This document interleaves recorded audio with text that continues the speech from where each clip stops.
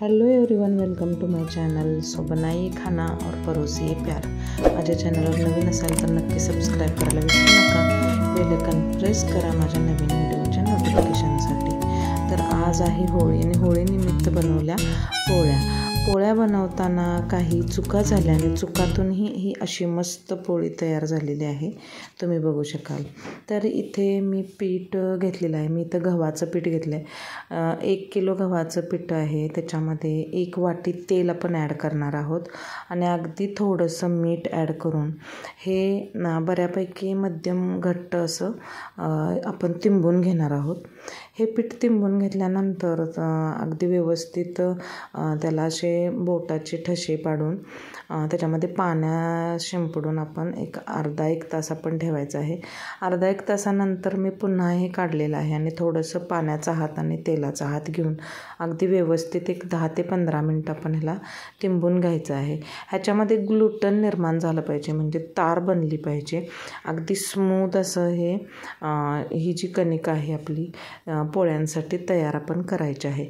पूर्वी ह्याला खलबत्त्यातले जो खलबत्ता आहे त्यांनी ठेचून असे चांगली स्मूथ केली जायची।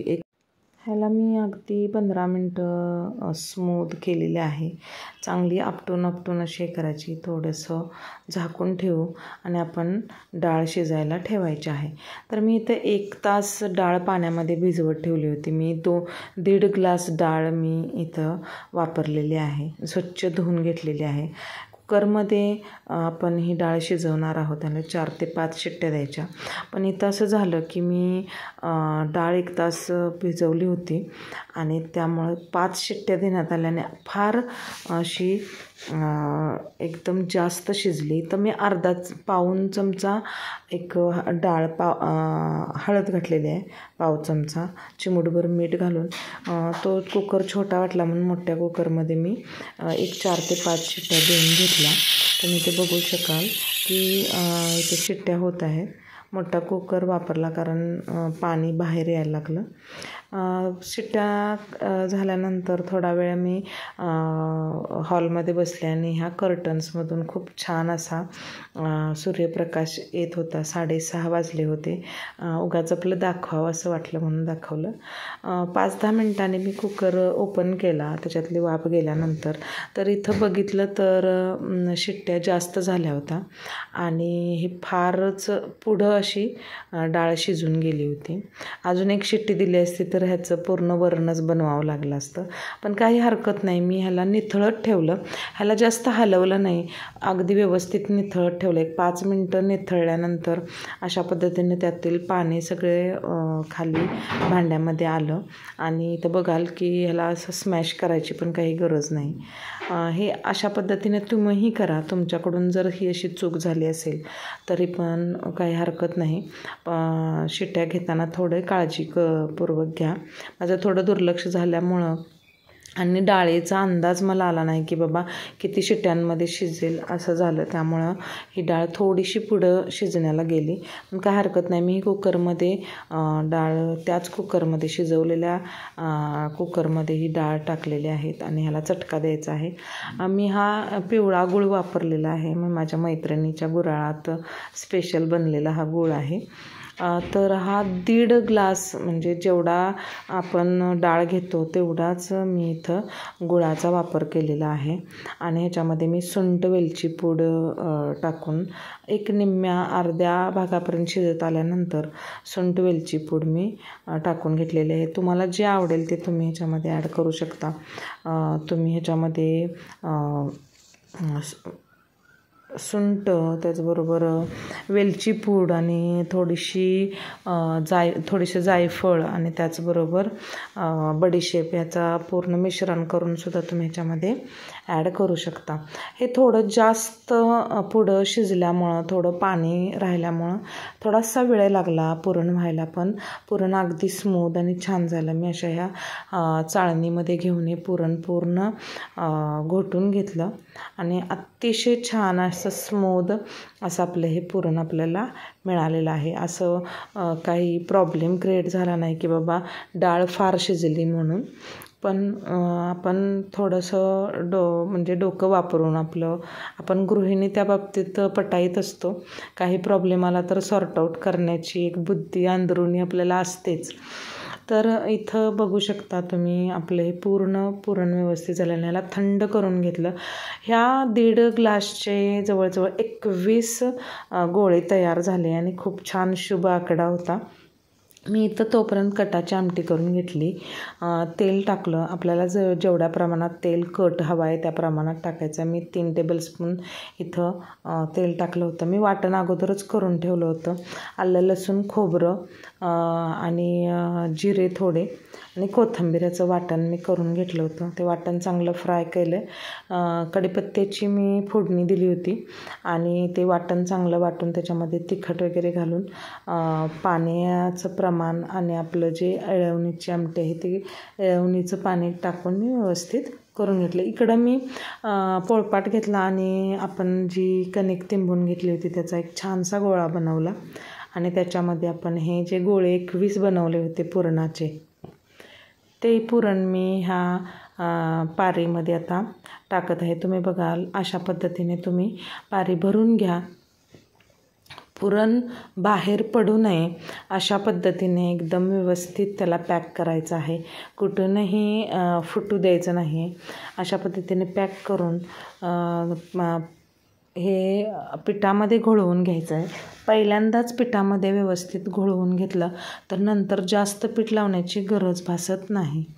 तर तुम्ही पोळपाटावर छानशी लाटी लाटून घ्यायची आहे व्यवस्थित. आणि तुम्ही बघाल हे पुरण आणि आपले जे कणिक आहे ते अतिशय दोघाला समर्पक अशी झालेले आहे. त्यामुळे पुरण जे आहे ते अगदी काटापर्यंत जाताना तुम्हाला दिसत आहे. मी अगदी थोडा हलकं मी इथं जे पीठ आहे ते स्प्रिंकल करते त्या पोळीवर कारण चिकटू नये. आणि ही पोळी मी पलटी मारली नाही कारण का तुम्ही विचारू पण शकाल की तुम्ही पलटी का मारली, कारण का मला असं वाटत होतं की पलटी जर मारली आणि लाटलं तर ह्या ठिकाणी जे दिसतं आहे थोडंसं ते पोळपाटाला लागू शकेल आणि पोळी फुटेल. ह्या भीतीने मी ही पोळी एका साईडनेच लाटून घेतली आणि ही पूर्णपणे पोळी आपली अतिशय पोळपाट भरून अशी झालेली. आणि हेच सर्व माप वापरून तुम्ही तेलावरची पोळी ही अशीच लाटू शकता. पिठाच्या जागी तुम्ही भरपूर प्रमाणात तेल वापरून अशाच पद्धतीने ही पोळी तुम्ही लाटू शकता. जर तुम्हाला तेलावरची पोळी लाटता येत असेल तर तुम्ही नक्की ट्राय करायला काही हरकत नाही. आपली पोळी पूर्णपणे लाटून झालेली आहे. तुम्ही बघू शकाल अतिशय छान असा पिवळा कलर आलेला आहे आणि खूप सुंदर अशी ही पोळी आपली गोल अशी लाटून झालेली आहे, अगदी पातळ अशी. आता मी एका साईडलाच तवा तापलेला आहे. तवा तापल्यानंतर त्याच्यावर थोडंसं तेल टाकून घ्यायचं आहे कारण पोळी चिकटू शकते. मग त्यामुळं पोळी मी ह्याच्यावर आता टाकत आहे. तुम्ही बघाल अतिशय छान अशी ही आपली पोळी होणार आहे. तेल अगदी थोडंसं स्प्रिंकल करून घ्यायचं आहे कारण पोळी चिकटू नये. आणि तव्याला जे फ्लेम आहे ती थोडीशी जास्त ठेवायची आहे कारण मंद ठेवली तर त्या पोळ्या ज्या आहेत त्या अशा वातड होऊ शकतात, म्हणजे अशा निब्बर म्हणतो त्याला तशा पद्धतीने होऊ शकतात. मऊपणा जर पाहिजे असेल तर गॅसच्या फ्लेमकडे तुमचं लक्ष असणं फार गरजेचं आहे. आणि इथं तुम्ही बघाल की कलर चेंज होतो आहे पूर्ण असा. ह्या पोळीला कलर पूर्ण असं पिवळसर दिसल्यानंतरच इथं तुम्ही बघाल थोडं राहिलं आहे. आता हे कंप्लीट होईल. हे कंप्लीट झाल्यानंतर आपण ही पोळी पलटी करायची आहे. तुम्ही बघू शकाल अतिशय सुंदर असा पिवळासर कलर आणि सुंदर अशी लुसलुशीत पोळी आपली इथं तयार झालेली आहे. आणि आपण वरून तेल तुम्हाला आवडत असेल तर तूप तुम्ही ह्याच्यावर टाकू शकता आणि दोन्ही बाजूने अतिशय छान अशी आपण ही भाजून घेऊ. तुम्ही बघाल मी थोडंसं तेल वापरलं. अगोदर आपण पिठामध्ये सुद्धा तेल वापरलेलं होतंच, त्यामुळे इथं जास्त तेल वापरण्याची फारशी काही अशी आवश्यकता पडत नाही. तेल जी कणिक आहे ते तेल आपलं जेव्हा आपण भाजतो तेव्हा सोडते. त्यामुळं ही पोळी अतिशय अशी लुसलुशीत आणि तेलकट अशी तेलावर लाटल्यासारखीच आपल्याला ही मिळते। इथे बघू शकाल आपली दोन्ही बाजूंनी पोळी ही थोडीशी पुढं गेली, पण नेक्स्ट पोळी तुम्ही बघाल अतिशय छान झालेली आहे। तरी पण काही हरकत नाही, थोडीशी करपूस पोळीसुद्धा आपल्याला छान लागते। दुसरी पोळी मी इथं छानशी लाटून घेतलेली आहे आणि तव्यावर मी ह्याला दोन्ही साईडनं तेल लावून ज्या पहिल्या इन्स्ट्रक्शन सगळ्या फॉलो करून मी इथं ही पोळी टम्म फुगलेली आहे। तुम्हाला नक्की ट्राय करायला काही हरकत नाही।